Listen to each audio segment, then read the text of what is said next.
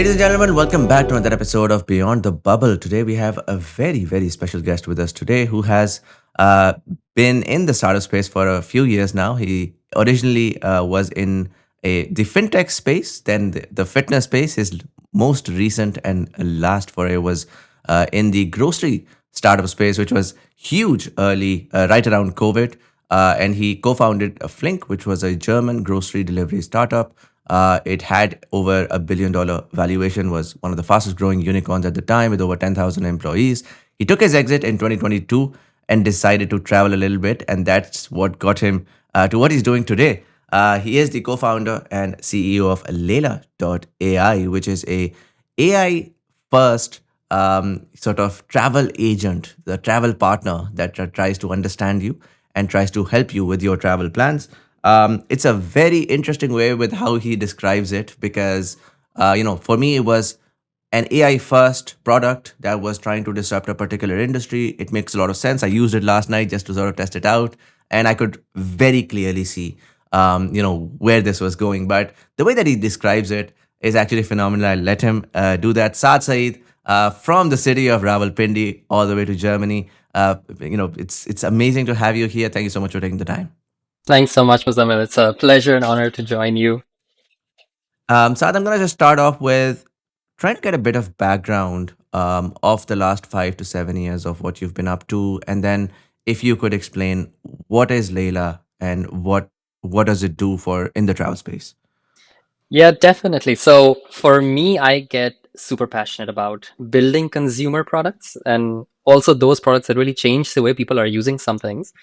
And now, just like you mentioned, I've been trying to see how different industries could change after seeing how the fintech industry got changed massively with digitalization and the influx of data coming in.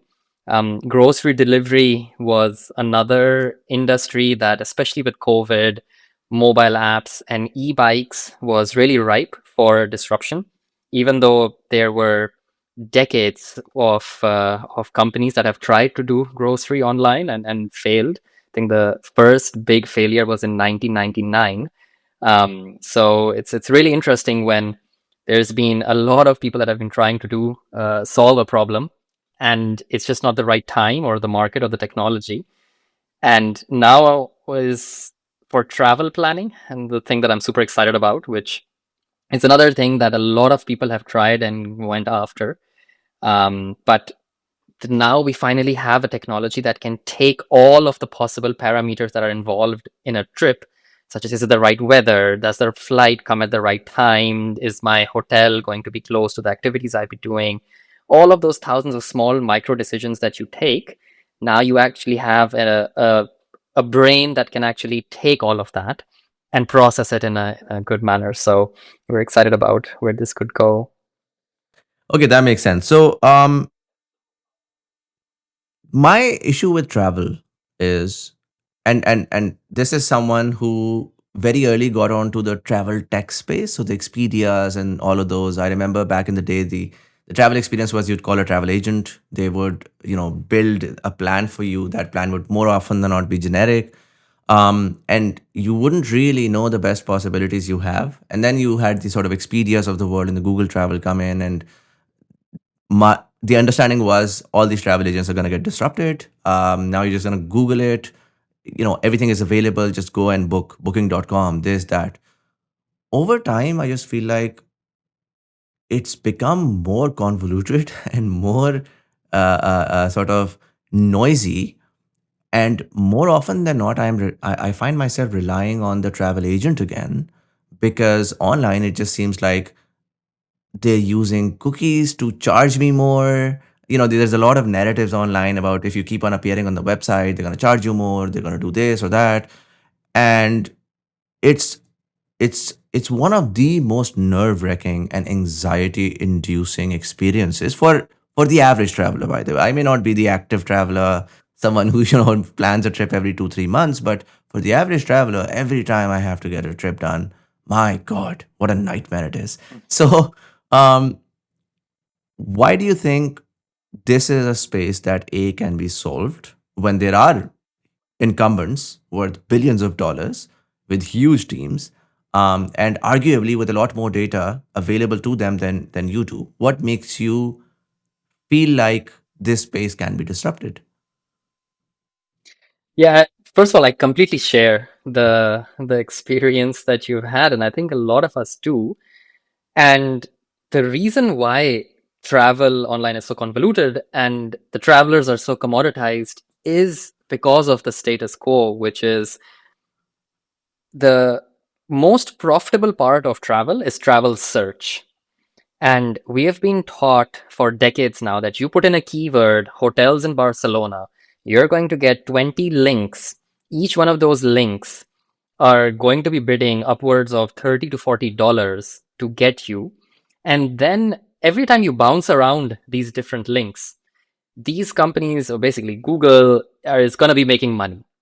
And that's why it's been in their interest to keep this travel experience like this, which is they're going to make you switch through 30 different tabs and try to monetize you in all of these different clicks where you can finally end up on a hotel which is actually providing you the service and giving you what you want. But now the biggest fundamental shift that's happened is we're moving away from these clicks to just regular conversational language. And that now, since it has changed the game at the top of the funnel, it's going to have these ripple down effects downstream. And this is now what everybody in the travel industry is either panicking about or excited about, of what effects this will have and how will all of the different players basically react. Because up till now, the game has just been Booking.com will try to acquire you for as cheap as possible on Google and then try to funnel you forward to a hotel. And even if they can make €1 more on you, they will basically take that. And that no longer happens where you're just bouncing from different websites from here to there. Now people expect to get all their result in one interface.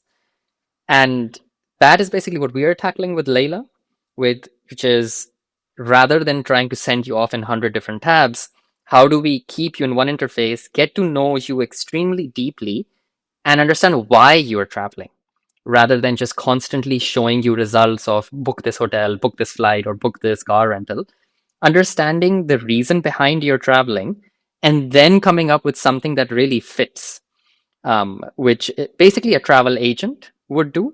Hmm. So we have done a full circle where we started off with travel agents, then went on to these keywords, and now we're kind of going back to these travel agent kind of conversational aspects. And the big players have just been extremely slow to respond to this because they haven't basically had something of this magnitude of a disruption to face in over since they've been existing. So that's what's kind of giving us a little bit more confidence to go ahead and tackle No, this. that makes sense. I think so. The way to sort of I would explain it is it's more like an operating system for the travel industry. So it's using the same infrastructure. It's still going to those websites and trying to get the pricing out. It's still trying to, you have the digital base that already exists. It's just that you're really defragmenting that sort of touch point, that the consumer touch point, where it becomes very intuitive, very easy, and a lot more personalized. Because previously, booking flights was one thing. If you had to understand where you're going, what you're doing, you had to be looking at a bunch of different blogs, you had to be looking at a bunch of different content. And more often than not, there was actually, even with all of those tabs, there was always this disconnect between what you sort of saw on Instagram, which is what drove a lot of interest in travel, by the way, and what was available online. And I used Layla last night, and I think the one thing that I found most interesting was the fact that there was a lot of aspect of content very readily available, where you could quickly jump into these beautifully done videos and then sort of let the agent or let Layla sort of curate an experience around it. Tell me about the content integration that you've done and why that's so important in your opinion. Yeah, for us, I think we're very bullish on having these short vertical videos Hmm. from actual content creators drive people's decisions. Because travel is so visual that if you haven't been to a place that you can barely pronounce even the how it's spelled. It's really helpful to just see what the experience is going to be. And this is what all these travel companies have really taken away as well. I mean, it's always now been filtering and sorting, and across different price points and so on. And this has been changing since quite a bit. So just like you mentioned, Instagram and TikTok have been the de facto places where people are taking a lot of inspiration and starting off their journey. But there was never a line connecting that to something which is a lot more bookable. Mm. So our inspiration has also been what we saw in China. In China, social commerce and travel is rising in like a crazy. So you can see somebody live streaming a hotel, and you can book it right there and then using their coupon code, because there you have monopolies where one company just owns the entire ecosystem, from the social media to the travel booking platforms, which has been very hard in the West. And that thing has become much easier, Mhm. because when COVID happened, all the travel companies, they lost their business and they had to digitalize everything. And that's where they spent a lot of their time digitalizing all their inventory, making sure that they have good APIs, good connections, and so on, so that they can diversify their distribution. And now all of the travel data is accessible. Mm. And now it's more or less just a matching problem of something trying to understand who you are really well and what all the travel inventory out there in the world is, and then matching what fits. And this is it's an extremely complex and complicated problem, but this is now the last challenge really to solve. Makes sense. And in terms of you mentioned it's a complex problem, right? Um, what stage are you in solving that problem? Because it's one thing to have this sort of chatbot curate a trip for you, a plan a trip for you. It's another thing to actually convert that planning into actionable bookings and really sort of rock solid um, conversion. And I say this because I'll give you an example of last year. I was actually on the process of moving from Dubai to the US. I got my travel agent. I have a 5 year old and a 1 year old. I got my travel agent to book a trip from Dubai to Pakistan, Pakistan to the US via Turkey. Because we were coming via Turkey, I said, okay, we'll stay for 24 hours, take a rest, and then come to the US. Um, as we got off Turkey, and the travel agent had seemingly booked everything, figured it all out. Again, we had I mean, we had a 3 month old at the time. It wasn't even a 1 year old. And we had, because we were moving, we had like 3 bags each, so 12 bags, huge, right? Wow, Um, we got that's a off lot. the airport. There was supposed to be someone who was supposed to pick us up, wasn't there. Had to call the agent. They said, oh, I don't know, I spoke to someone, I gave them money, let me see if they'll show up. Eventually they did. They didn't realize this. They said there's 4 people, 2 adults, 2 kids. They didn't realize there'll be 12 bags. They came in, they said, listen, we don't have the car. The car that you want would be probably like a mini coaster, and if you want, you pay us X amount more and it'll take 2 hours. We were standing outside that airport for 3 hours before we could get to the hotel, do the rest or whatever, and then move on to the US. It was a nightmare. You can imagine, with 2 small kids and middle of the summer in Turkey. And this was a human who really knew and understood what I needed, but made, I don't know if you'd call it sloppy mistakes, or was just things were got lost in translation. And that really made me realize travel is such a high risk game, because you're leaving everything, you're going to these strange places. One small decision can completely change everything for you, right? And the problem is, it gets lost in translation because I don't know what all is required, what all sorts of information is required from me. The agent doesn't know things that I haven't told him, and things can go south very, very easily, right? So you need to have build an engine that really hammers the customer, gets all the information out, makes sure that they have a sense of all the possible risks, ensures that he's covered those risks, and communicated all of that with these nodes. So on the platform side, there are a ton of stakeholders. They're all very random. How do you get all of them on the same page? Make sure there are, I mean, you can't eradicate it, but minimize the risk of scams, minimize the risk of failures, and then still have happy people. I think one of the reasons why the sort of platform approach worked was because people weren't too deeply involved with the process. And so booking.com would say, oh, we advertised this. This was our agreement page or terms and conditions. You agreed to this. If you had a bad experience, we don't really care. Or, you booked through Ryan airline. We were just the messengers.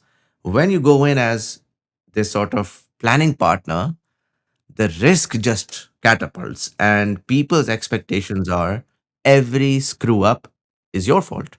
How do you sort of reconcile with that and ensure that um every booking, every management, every planning is done to the T with no hallucination per se, um and any changes are directly built in to the system, if that makes sense.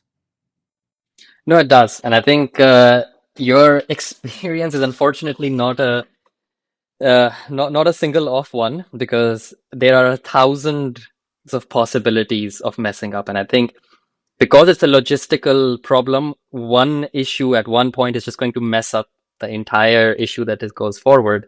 Hmm. And this is why what our whole approach to this has been is not that AI right now is going to go ahead and solve all of your problems. Hmm. So, AI, what we are seeing right now, which can play a massive role in travel, is enabling the travel agents that are already there. And the combination of human and AI together actually makes a very strong partner. So, what we have actually at Layla is a whole travel agency that we've hired, that's also based out of Pakistan, that actually facilitates and helps people complete their bookings. Hmm. So, there is where we're seeing the best output, where these travel agents, they could, before, if they could serve basically 4 people a day, now they can be serving around 20 people a day, and they can basically constantly keep on improving the models based on their experiences as well. So it's a little bit right now also at that stage where I think with OpenAI, they had an army in Kenya who was training and all of the models with all of the data that out there and so on. The big buzzword, which was alignment. Hmm. How do you make these models more aligned? And I think this is the same thing for us in travel. How do you make all of these models a lot more aligned to all of these mess ups that can happen, and then make sure that those are avoided? And that's basically what we're doing right now together with the human agents. No, that makes sense. And so basically, any areas where you feel like the machine or the AI might the risk factor would be higher, you still have humans in the loop making sure that those risks are taken care of, is if I understand correctly. Exactly. Right.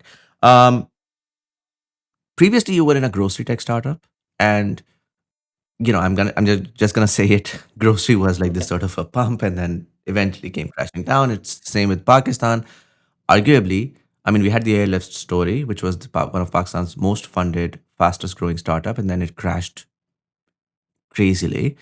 And then you had Mart, which very recently got acquired, got a lot of funding, and so they've been able to um, not just survive but also thrive and be able to sustainably manage themselves.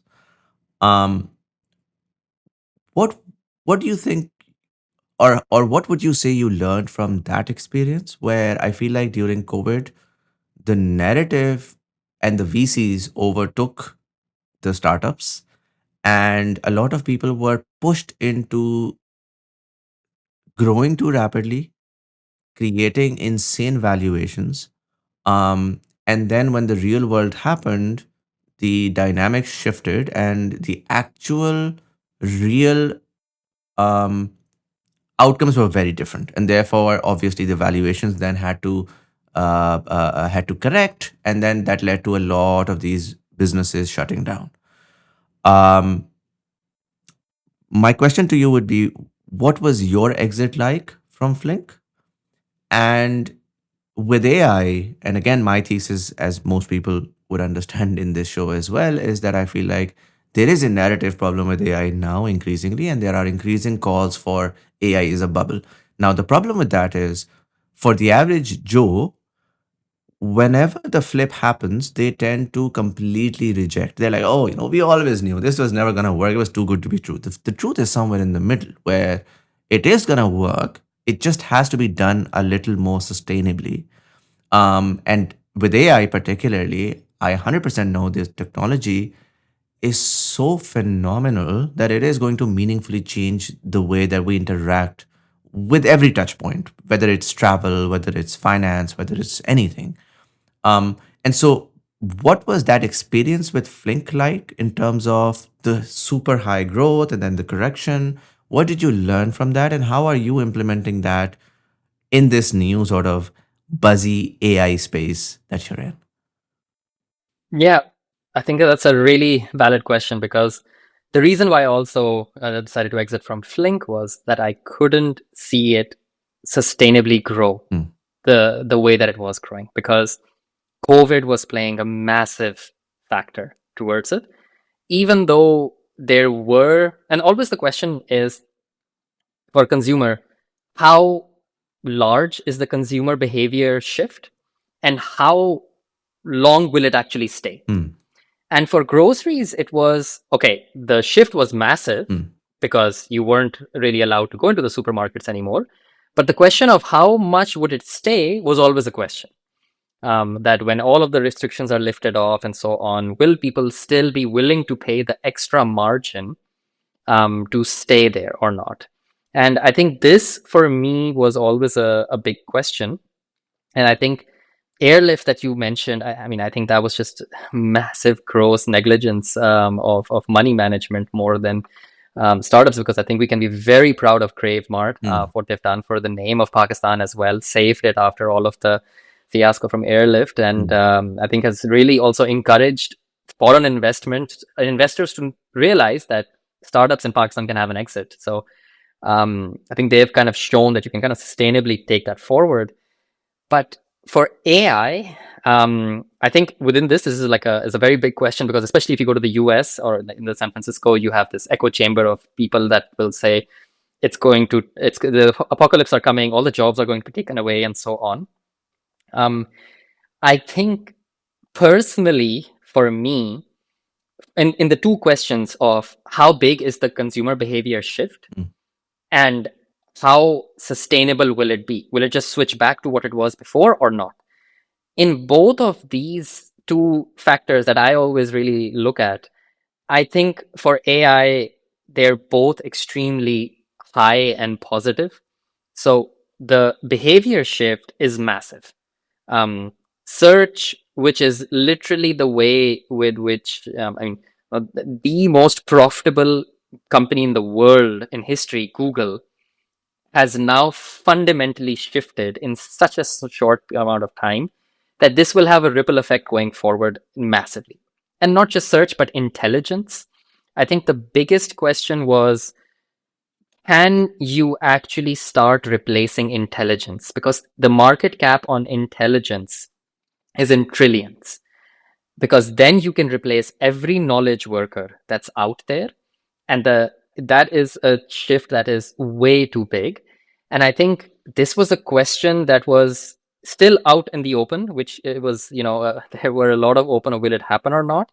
But the revenues of Anthropic and OpenAI in this quarter and basically in the second quarter, so Anthropic is about to do roughly $10 billion in the second quarter, which are numbers which are completely unheard of. mm.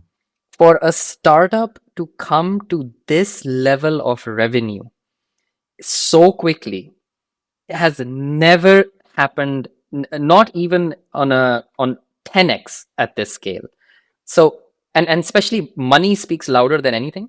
where now the only reason why they have had such big revenues is because companies have decided that this technology brings meaningful impact for me, that I can actually start producing goods and qualities, which means that this will also stay. It's not something which before people were saying they're testing. A lot of companies were testing with this and so on. So now, with these amount of revenues, it really shows that companies are adopting this at massive scale, which does show that there will be a big change that will come. And I think this is definitely, especially for the developing world, a massive opportunity, because for the first time, you can learn about all of the concepts of Einstein in Balochi, in Sindhi. You can have everything so contextualized. And we can really do this leapfrog of learning and knowledge and move on directly towards this, where now your phone has such an interesting partner that you can kind of talk with. But I think the change is it will be quite drastic. The internet was already quite a bit of a drastic change, which had a bubble and then it bursted and it went down and then it took some time again. But the only thing that could really blast the bubble of AI is the compute and oil prices. So if all of the billions that are being invested in making these new data centers, if they don't happen, then for sure, the whole AI industry is going to face a massive um, backlash, because we just don't have the compute to take in all of this. But if that doesn't happen, people want to use AI, and the adoption is only growing and it's not going back. Nobody says, now I hate ChatGPT, I'm going back to Google, or I started to use my Claude agent for this and now I'm not. So I think in this regard, it would not be like one of the e-scooter bubbles or the delivery bubbles that happened.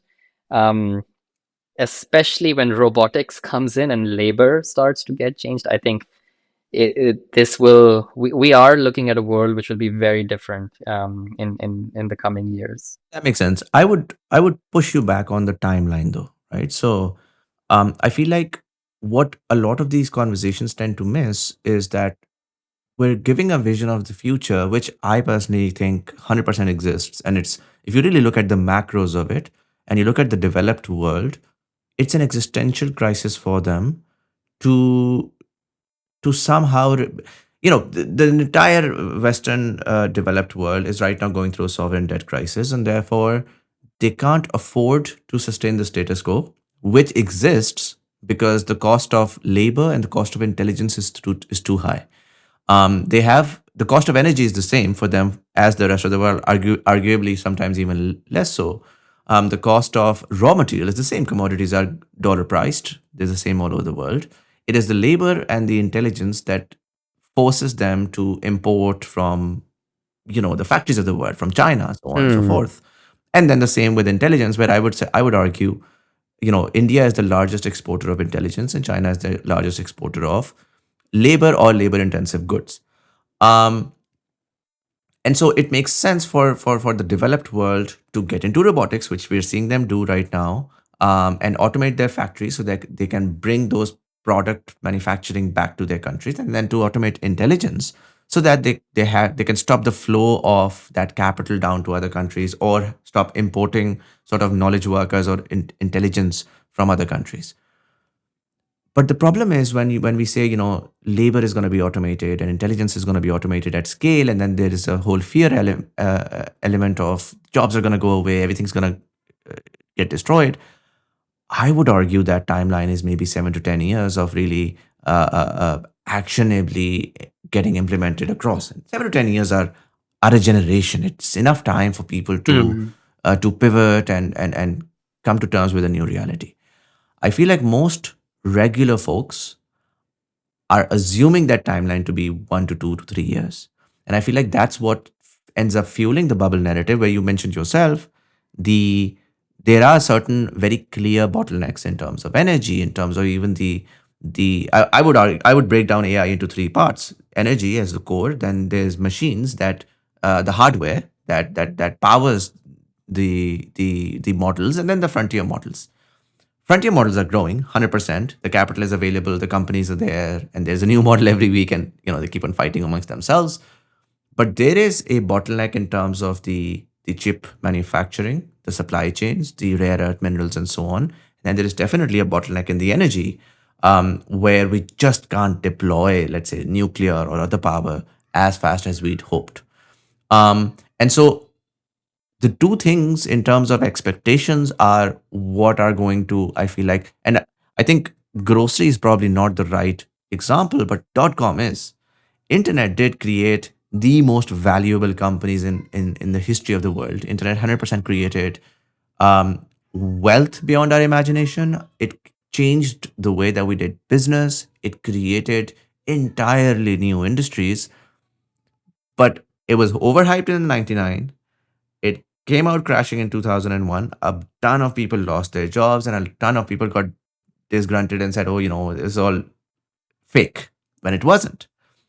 And the real value creation came in much more slow, sustainably, and in many ways in a very boring way.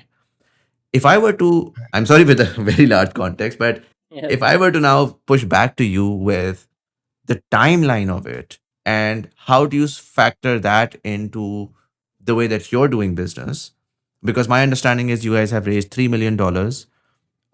When the narrative is everything is changing a year from now, the investors might be pushing you to just grow, grow, grow, burn the cash, grow, get the customers in, get that valuation, get jump to the next round, versus maybe you pushing back and saying, listen, I need to have the fundamental architecture really sorted out so that when I grow, I make sure that I have a sticky customer, rather than a bunch of customers coming in, getting a poor experience and moving out and then showing the numbers but not really creating that impact, if that makes sense. Definitely. I think it's a very valid point of are people getting a bit too greedy and um, too excited about it, because there's definitely a lot of fear mongering that goes on. And I think you will always see Anthropic coming up and saying all jobs are going to get lost right before they're doing their fundraise. Or then OpenAI comes and Sam Altman makes a big announcement saying the government needs to control AI before AI destroys the world. And then you see, oh wow, they were just doing another fundraising. And it's the most exciting thing that you can do for a fundraise, which is like spread fear. Mm. So there is definitely an element to that where all these people is the same with Elon Musk as well, trying to tell us that the world is going to collapse and that's why he has to go to Mars and that's why he has to basically get hundreds of millions in tax avoidance for SpaceX. There is, I think, that part, no doubt, that people will overhype it if they can, but the other part of where that timeline is and whether that timeline is 1 year or 7 years, just like you mentioned, for the developing countries, it is much longer Mm. because we don't, the pressures on us to innovate are not that high because also we are self-producing in terms of food and so on. So we don't have much to lose where these countries have massive economies that, just like you mentioned, are not sustainable and so on. So developing countries will take much longer, and AI is not going to take your job for the next year. For the developed countries, the pace at which companies are changing and adapting, I think this also can be broken down in buckets where Europe is not moving as fast. Mm. I think because the Europeans are also a little bit more skeptical rather than positive and so on. But America and China, these are then the two countries that are going extremely aggressively after it, much more than India as well. Mm. Because the Indians just have not invested the capital that is required for the frontier models, whereas the Chinese have. Um, and China now came out with even a law which says that you cannot fire an employee just because the AI can do its job. So China also will basically stop how fast this change will come. Whereas the US is a very different ballgame. The US is extremely capitalistic. Mm. And people are also very capitalistic mindset. And I think there is a question of if the AI can build a better marketing campaign than your marketing manager, Hmm. will they still keep you for the better of their heart or not? And I think that on that, and if there's no government regulation and no nothing, and if there we agree that, especially in the US, businesses will choose a $100 $200 subscription rather than a $5,000 per month employee, then is only the question of, can this AI create a better marketing campaign than a marketing person? Um, and I think if you start to just say, if that is the only thing that's going to start basically determining whether this massive shift in jobs and all of those different things is going to happen or not, that is a scary prospect, just because of the rate at which it's improving. I mean, we now have implemented that the AI actually runs the entire department. So people come in, they chat with Layla, they book basically a safari for South Africa for their kids. The AI understands exactly what was the problem pain point that they needed a travel agent. This basically family based in Seattle, it generates a video which is exactly tackling that pain point, and also basically makes 6 different formats of TikTok, Instagram, Google, YouTube, deploys it, different versions of it, runs the A/B tests as well, and then basically has access to all of our tools, and then keeps on monitoring which A/B tests are performing, and then keeps on optimizing that, brings new users, and then the whole loop cycle goes in, which was quite shocking for us to see this. Basically, that it can handle so much context and in real time react so fast. So I think this is just the question of, if you need now 2 people to do 10 people's job, would you still hire the extra 10 or not? um, and I think this is where we do need to come up with new concepts of universal basic income, or figuring out how we would be tackling this. But the change, I think there, it would be quite real, especially in these very capitalistic countries. That makes sense. Um, Tell me about your traction. Where do the numbers Yeah. stand right now? And are you guys uh so is what stage of the startup are you in right now? Yeah, so we have basically raised around 7 million, and we have gone really top down. So first, we really wanted to see how can we get as many consumers coming onto the platform. So we've gotten around 5 million users coming in that have done around 30 million messages on the platform. Based on that, they've generated basically trips on the platform, which are worth around $1 billion. And now we're at that next stage, which is, how do we start converting? Hmm. And we basically just had last week this family that basically booked a $30,000 safari, which was basically mostly all done by the AI, where the human had to press just done. Hmm. So now we're really at this stage of, how do you start converting all of these strips and content that's being generated on the platform, and this is where the next quarter's focus is going to be. Interesting.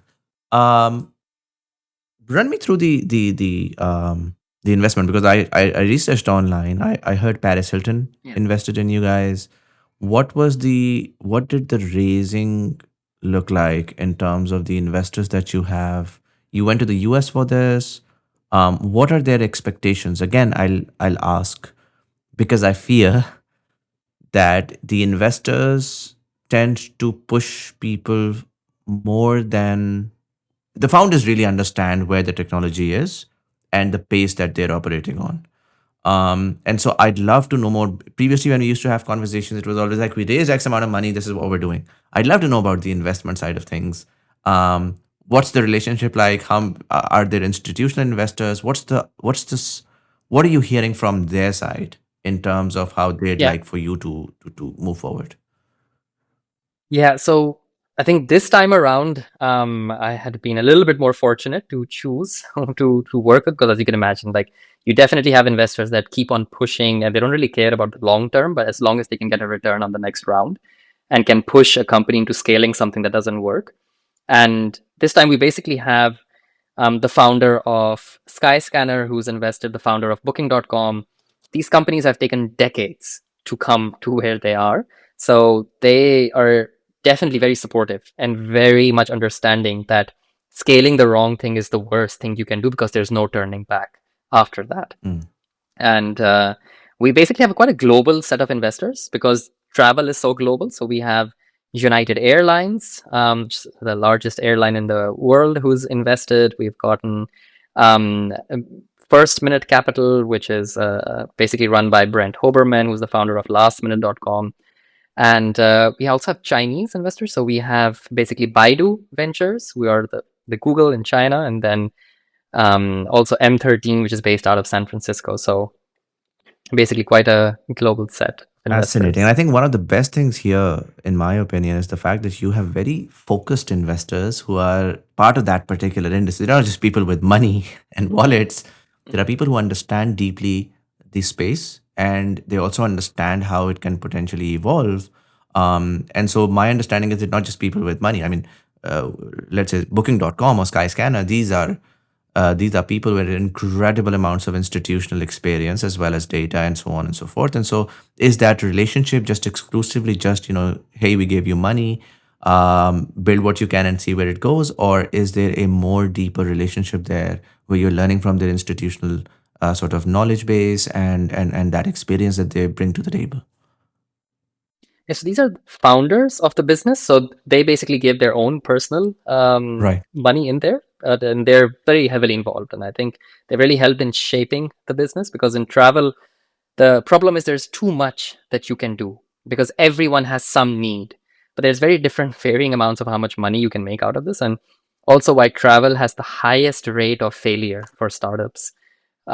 So we basically they've helped a lot in basically focusing us on which problem to solve and which problem not to solve. I think there are people that would really say, you need to get my restaurant right. But then they are not going to pay you for recommending the perfect restaurant at all, Yeah. which is very different to you need to get my hotel right, where then you're going to be making hundreds of dollars just on that recommendation. Yeah. So No, makes sense. that's been quite helpful learning. That makes sense. You said travel is one of the highest rate of failures. Why do you think that's so? Because it is deceptively complex. It looks extremely easy because we have all traveled and we all felt a place which could have improved and so on. And that's why a lot of people start into this because they love traveling and they see that something is broken. And then when you get into it, you realize that this is run by a few monopolies out there. So Booking Holdings owns almost every other company out there, from Agoda to Hotels.com to basically Priceline. And then you just have three players like Expedia, Booking.com, Airbnb, which are running pretty much the whole show. And you realize that if you have to go and compete with them, you need to have a radically different product. Otherwise, they can outprice you, they can outmarket you any time of the day. And there are very few things in travel people are willing to pay money for. And it's just like you mentioned, it's a very considered purchase, so they're not going to book with you very easily as well.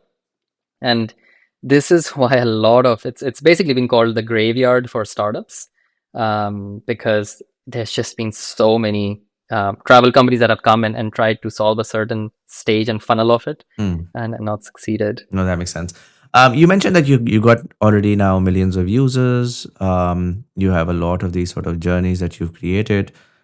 How are people really finding you? And because again, based on the experience that I had, and I'm not sure if there is an app that goes with it, but the online web experience that I used yesterday was the same old. Obviously, the expected. There's a chatbot, just done in a much more intuitive and rich way with a lot of more media available. But there's a chatbot that's managing that interaction at this point in time. And so that experience technically is very similar to, let's say, ChatGPT or Claude or so on and so forth. And ChatGPT famously talks about we have 800 million users using ChatGPT every month. I'm curious because technically speaking, the first part of the equation where, hey chat, plan a trip for me in XYZ, it's the same thing. And for the users, they don't really understand that you're going to be able to actually eventually convert and get that booking done as well. For chat, they can technically absorb the same thing, right?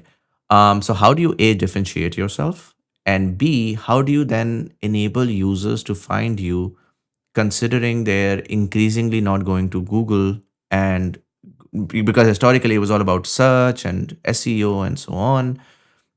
You mentioned a little bit about, my understanding is, media buying ads on different socials that reroutes the customer. But then how do you sort of work around these existing frontier model chatbots that are taking the bulk of the first interaction that the user has with AI right now? Yeah, so actually 20% of our users come with a output that they got from ChatGPT and then they paste it on Layla. So that is actually pretty encouraging sign for us because they come to ChatGPT, they try to make their trip, and they realize that ChatGPT at the end of the day does not get everything live stitched together, Mm. which exactly what you just mentioned. The stitching part is the complicated, complex part, and ChatGPT actually does no mathematics. It's just predicting the next letter, so it's notoriously bad in mathematics. And travel is all about numbers and budgets and distances. So 20% of the people actually get disappointed in ChatGPT and then say, is there an actual AI trip planner? And that's where we rank quite high. And then the rest of them is mostly through social. So we work with travel creators who post on social and then are able to say that if you would like to do a trip that is similar to this, then you can find it on Layla with a specific link. And then people can go take their trip as a template and start customizing it towards themselves. And then that is the rest of the traffic that's coming in. No, makes sense. Do you expect ChatGPT and Claude? Because I just Googled AI trip planning, as you mentioned. And interestingly, you're ranking number one. So there was sponsored posts. So ChatGPT and Claude and everybody had a sponsored, come plan your trip with us. And I hit the sponsored posts, and then you were actually organically ranking number Oh, that's one. great. Um, but I'm curious, how do you, because the bulk of the customer is moving away from this generic search to these sort of chatbots, how do they even discover you? Like, are you there on ChatGPT? Do you have, like, this new concept of GEO also popping up, where not just with the search engine optimization, you also optimize yourself on let's say generative AI chatbots. Have you worked around that as well?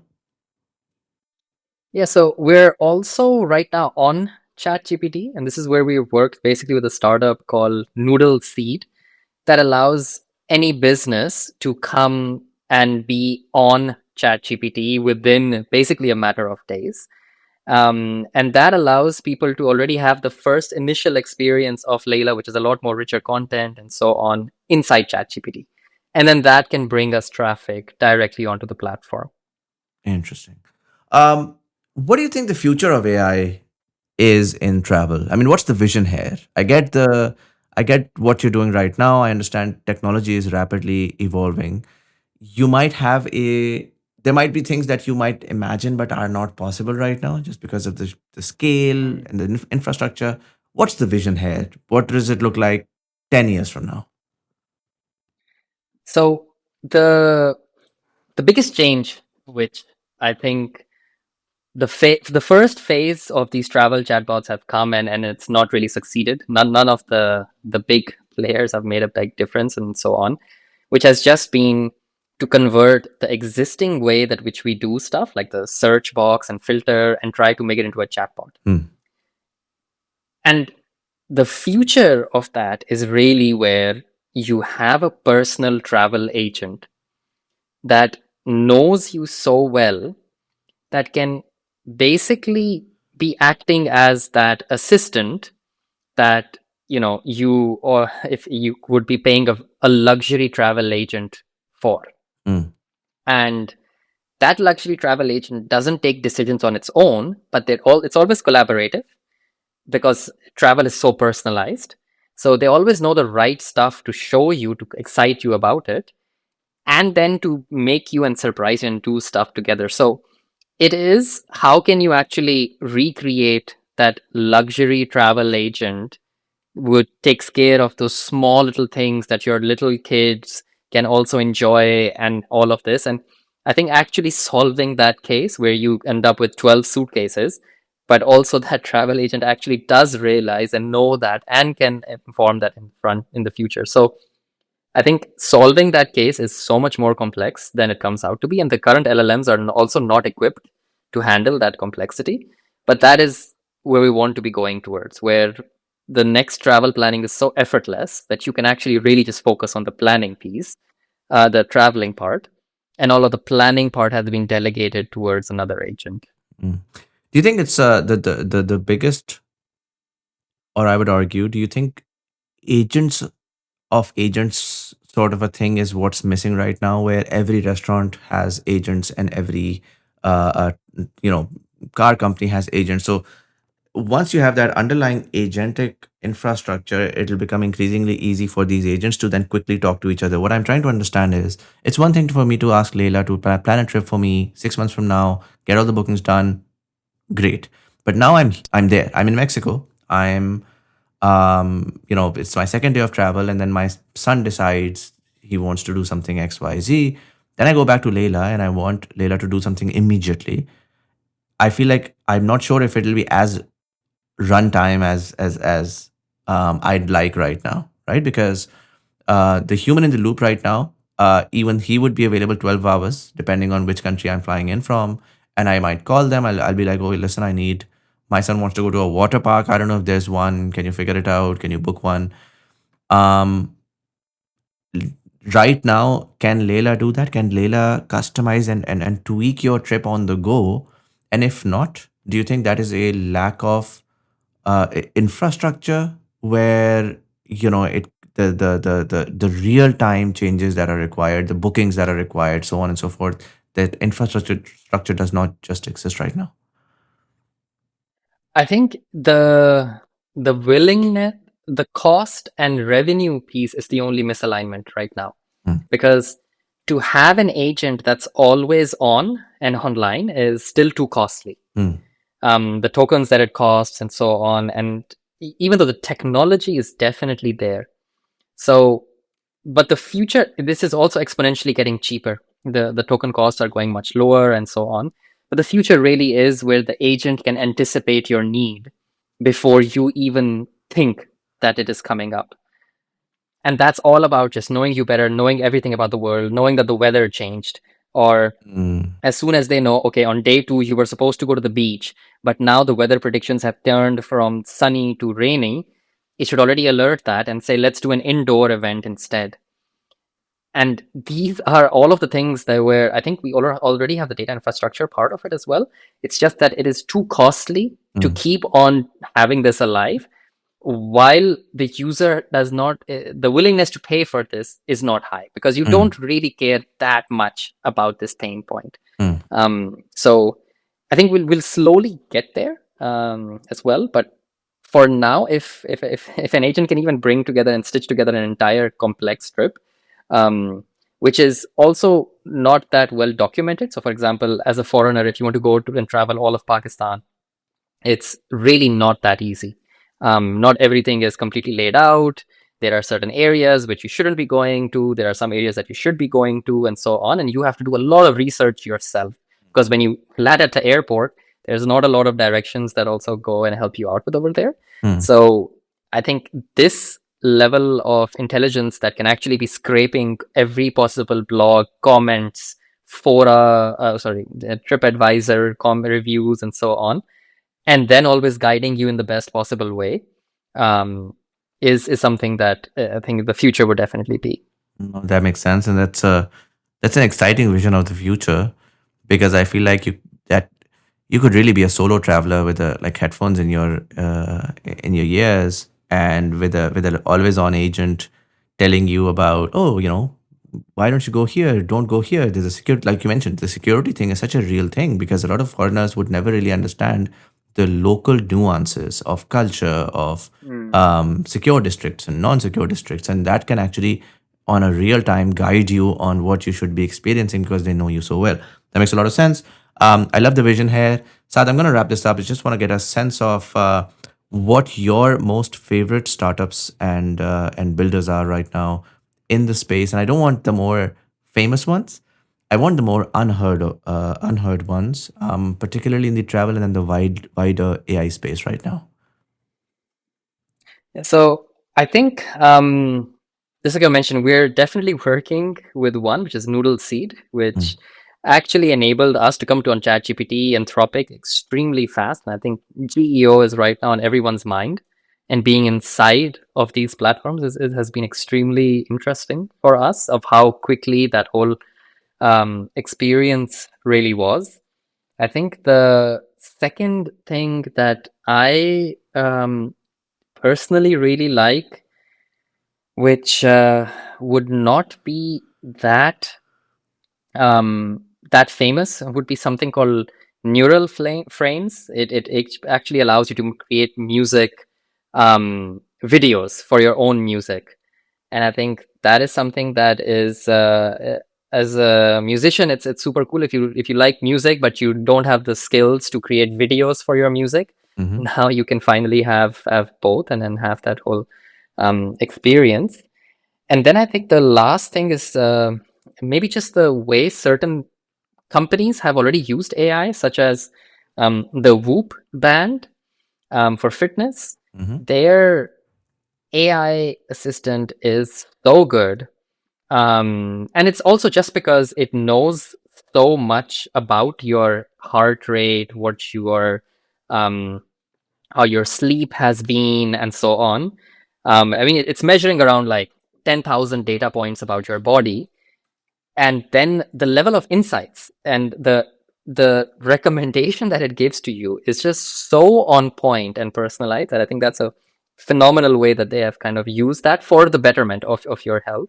So I think that's another one that I personally like quite a bit. That makes sense. Saad, I'm gonna wrap this up. Thank you so much for taking the time out. I'm excited to see what you guys built there, and the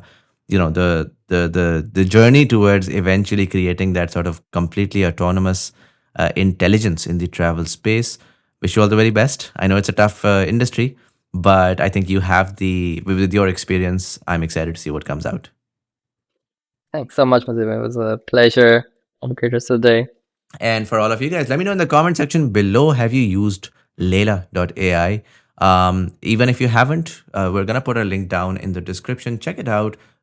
Give us your feedback on what works, what doesn't work. Again, we're in the very early innings of this AI space.